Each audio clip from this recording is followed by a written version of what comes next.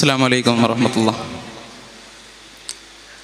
Respected dignitaries and my dear friends, this is a pleasant moment that I'm standing in front of you to speak on the topic, the road not taken. We the guys have listened this topic before in our school days, maybe in 10th or 9th, I think. Actually, it is about the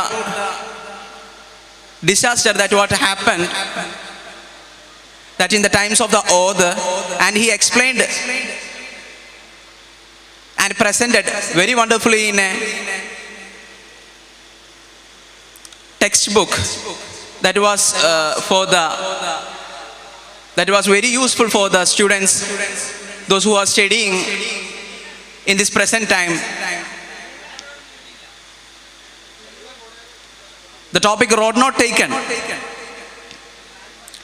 If we come to the topic, we can realize that the road that has not taken means the whole disaster and all the calamities came, and but the road that it is not have any, it is not affected any type of damages or anything, but it is still alive in a correct and a wonderful manner.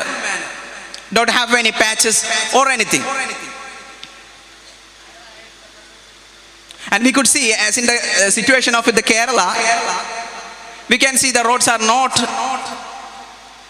well good, and we the people are suffering lots of accident and everything, and we have lost a lot of human beings too.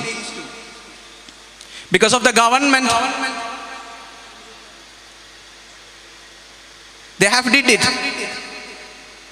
without any proper manner. That is what the people are suffering right now in this present situation.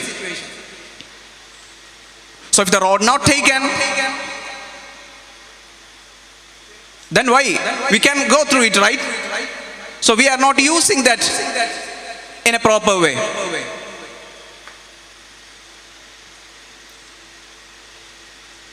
And let me conclude. Wa akhir da'wana alhamdulillahi rabbil alamin.